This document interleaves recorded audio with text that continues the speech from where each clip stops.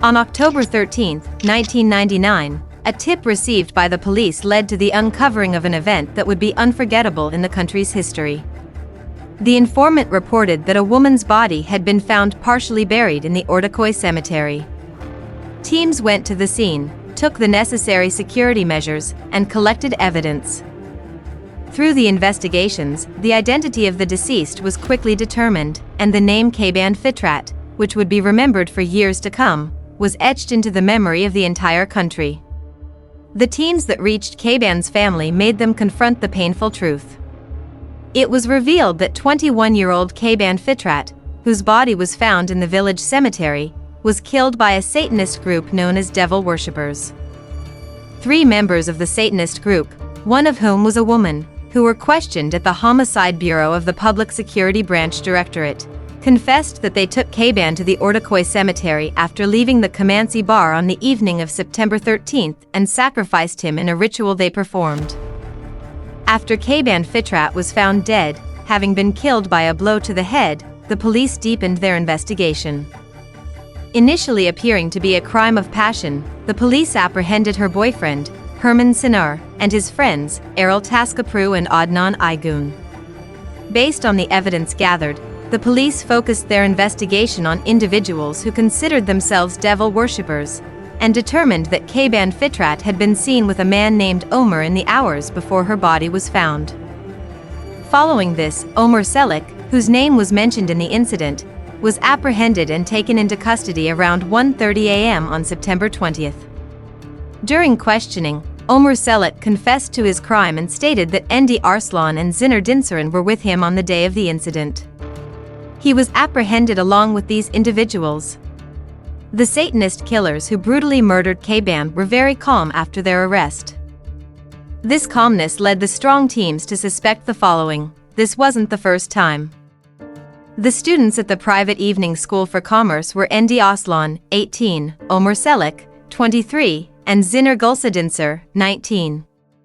They said they killed Kayban, whom they had known for some time, because he was an atheist. Endi Arslan calmly explained why and how they killed Kayban. Endi Arslan said, "On September 13th, I told my friends that I had received a revelation from the devil and that he wanted a sacrifice. We decided that this victim would be Kayban, and that we shouldn't let him know, so we met him at the violinist bar. After leaving the bar, we decided to go to Ortaköy cemetery to perform a ritual. We drank alcohol at the cemetery. While I was having sex with Zinar, Omer had sex with Kayban. Later, when we said that earthquakes happen because the devil demands sacrifices, Kayban said, 'I'm an atheist, I don't believe in these things.' After pinning Kayban to the ground and pressing my knee on his throat, Zinar stabbed him in the leg. Omer Selik then hit him on the head with the hammer he was carrying. We all killed him together. After killing Kayban, Omer raped him. I also wanted to rape him, but even though Zinar helped, I couldn't. We buried his body up to his waist in the ground according to satanic traditions. Zinar Dinsaran, I met Engin about 6 months before this incident. He introduced me to his friend Omer. Engin and I became a couple. We used to see Kayban constantly in the bars we went to, but we weren't close. The night before the incident, we talked at a bar. We drank together until late. The next day, we met again. We were going to have a picnic in the wooded area in Ortaköy. Kayban brought some food with him. After sitting for a while, we separated as couples. I knew they were with Omer. I could hear their voices. Later, we came together again. I knew Omer and Endi were looking for a sacrifice for the devil. They had chosen Kayban. I couldn't do anything because I was scared. First, Endi put her knee on Kayban's throat. During this time, Kayban was begging us to stop. He was crying, saying, "Please don't kill me." Omer started hitting him on the head with a hammer. I'm very regretful, but I was also deceived and became their victim. He confessed with these words. Omer Selik, I drank 2 bottles of wine. Then the earthquake happened. We were all scared. 10 minutes after the shaking stopped, Endi Arslan came up to me and said, "Today is the 13th. I spoke with the devil. He wants a sacrifice. The earthquake just now was a sign from the devil. I chose Kayban." At one point, I spoke with Zinner. She also confirmed the message Endi gave. Then she and her boyfriend went aside. Kayban was next to me.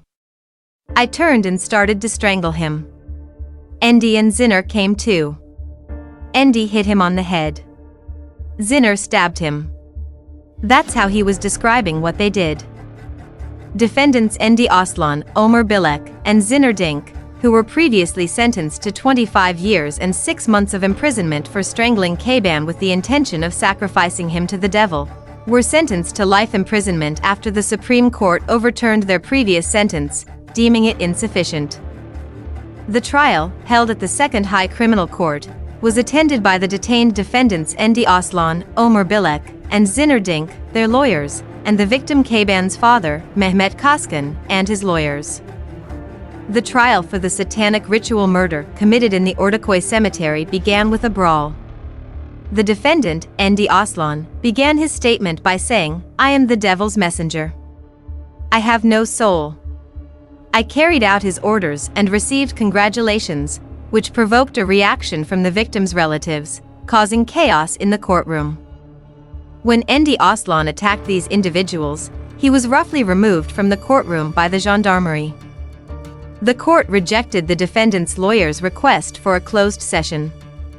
Endi Arslan, who was kept under observation for a month in a psychiatric hospital after the incident and came to the hearing wearing a black sweater, described that evening as follows.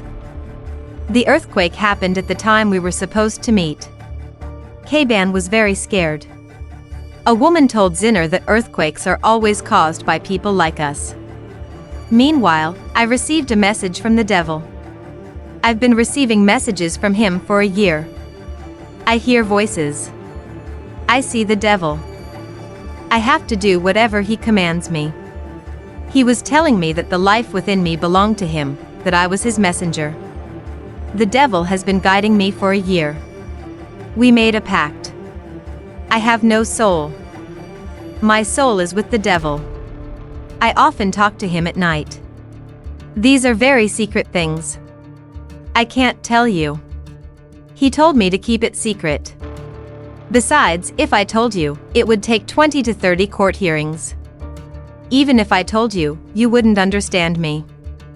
The public prosecutor, when asked for his opinion, requested that the defendants be punished for murder committed with monstrous intent, in line with the Supreme Court's grounds for reversal. When asked for their final statements, the defendants opposed the Supreme Court's reversal decision and requested that the initial verdict be upheld. Defendants Zinner and Ömer stated that they respected the court's decision.